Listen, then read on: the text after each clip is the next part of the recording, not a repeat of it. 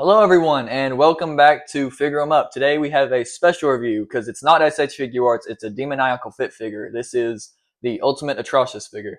So basically Xenoverse Goku Black, but they can't use the name because of copyright stuff. So yeah, let's just move right into the review. So here on the front side we have the SH Figure Arts inspired cover art with the figure itself in a dynamic pose.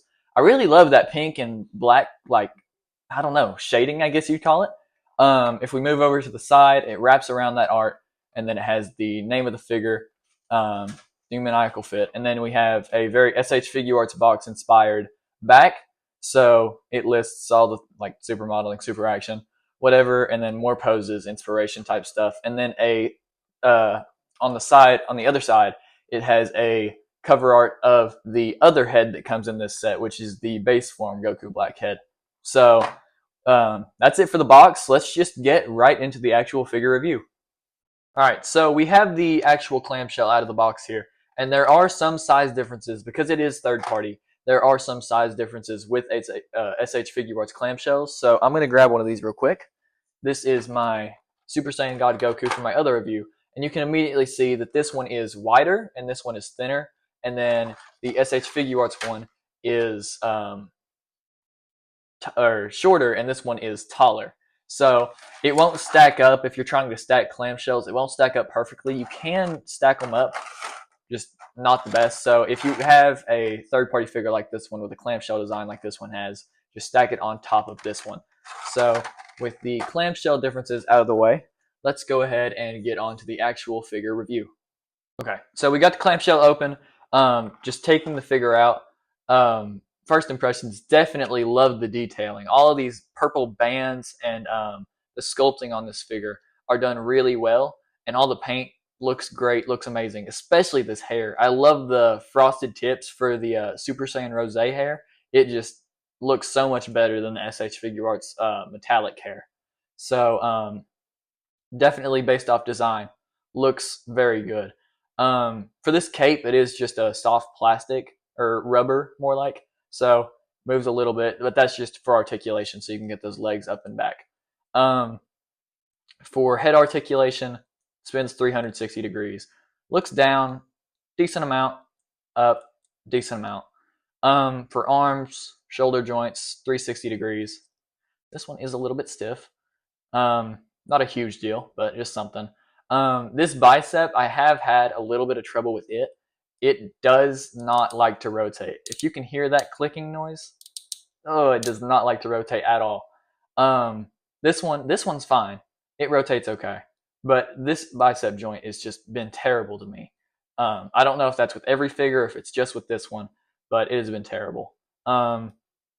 If you have these little cloth pieces here to just blend it into that gi more, so they do move, kind of look kind of like the other Goku figures I've reviewed.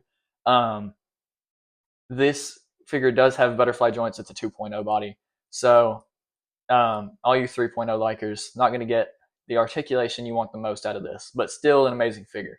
So let's move on to chest articulation. Actually goes back a decent amount. I'm very impressed with that. And then forward, same here. Still very good chest articulation. Doesn't spin as much as I'd like it to on that axis. Let's go down to actually, let's check out these elbow joints. So this one does feel a little bit loose, but not terrible. And then this one feels perfectly fine. They are double jointed, so you have the joint on that part, and then you have the joint on the lower elbow. For the legs, you have that much going back and about that much going forward. So not the craziest articulation, but still good. For the knee joints, I actually really love these knee joints. They go back a really far amount, so definitely good there. Hip rotation, or not hip rotation, like the leg joint rotation up here at the hip. So it barely moves at all, if any. There's just a tiny little bit of rotation there. So definitely not the best leg articulation. For the feet, I did have one of these feet break on me, but it's only because I exerted a little bit too much force and I didn't know where the peg was actually located. So with that being said, let's move on to the feet. there's basically no toe articulation. There is a joint there, but it basically does not move at all. It goes about that far down and that far up, and that's about it for feet articulation. So that's it for articulation, really. Let's go ahead and move on to the accessories in this figure, which I absolutely love. Okay, so accessories, which there are a lot of. I'm going to go over them here. So with the hands, it's actually very special because let me just grab random 2 pairs of the gloved hand, or wait, that's the skin hand, sorry. The gloved hand, which has that nice grayish blue glove, and then the other hand, which just is the regular skin tone. Now, the reason I love these so much is because they have that little cloth piece, which makes it more accurate to the actual show, and it goes over his actual hand. If you can see on that fist hand here and that fist hand here, I love how they have that on every single hand. It just adds to the immersion of the figure so much. So let's just start with these two.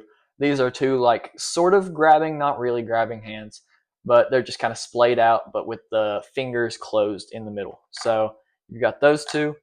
And then for these ones, you have a unclothed, unclothed grabbing hand, or not. I keep calling them grabbing hands. They're not really grabbing hands. It's more just like a splayed out. It's like the other one, except it's got splayed out fingers that are going down. And then you have a cloth version of that. Can't get it out. You know how these boxes are. Then you have a unclothed pointing finger, clothed pointing finger, a splayed out unclothed hand, like actually splayed out, like almost like a key blast hand. And then you have a cloth version of that too. And then one thing I wish the figure did have, which is not a huge deal, but it only has one key beam sword, like his actual sword that he pulls out of his hand. It only has one of those, and it's with the actual glove on top of the hand. So no skin tone version of this hand right here. A little bit annoying, not a huge deal breaker, but wish they included one. For faces, you only get 2 rosé faces and then 1 base form, which I'll get to in a second. So this one is just looking straight forward with the mask cracked on half of the side, and then the one that he has on right now is basically the same thing, except he's looking to the left. I can't tell directions from this side, but anyway, looking from the right to left. So if you want him looking down and over, you can do that. Wish they would have included another faceplate that had him looking to the right, but whatever. We'll move on to the second hair sculpt next, which is the Super Saiyan 2 hair sculpt. So you can switch out the Super Saiyan 1 hair sculpt for a Super Saiyan 2 hair sculpt, and that will make him look like he has Super Saiyan 2. So I'm glad they included it. Nice detail. Let's see if I can get his face back on. Moving on to the... Let's put this back on. Anyway, falling apart on me.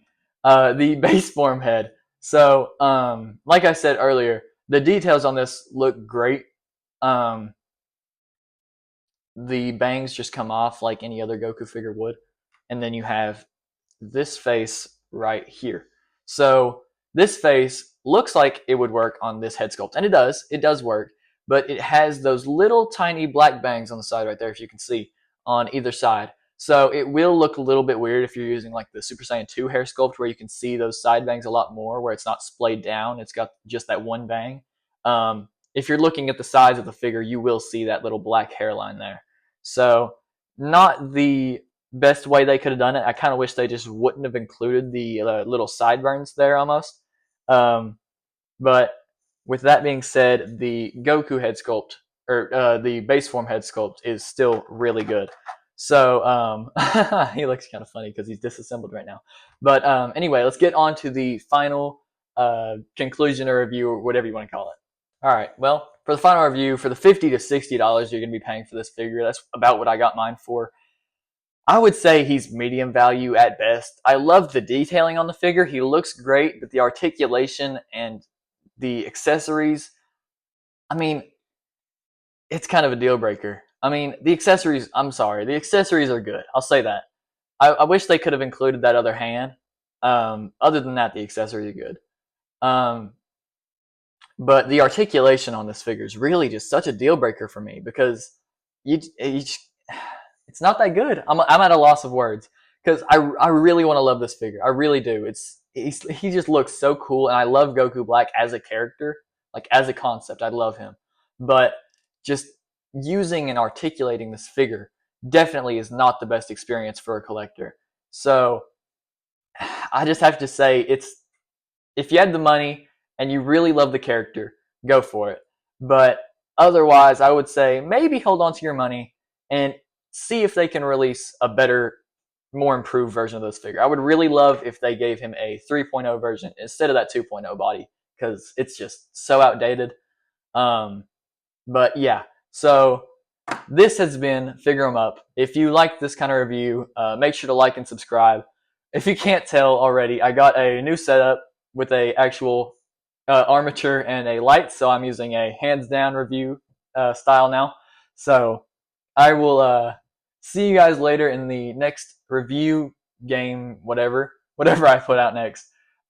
So I wish you all a very happy day, and it's almost New Year's, so make sure to get those resolutions ready and try and stick to them. This has been FigureEmUp. I will see you guys later.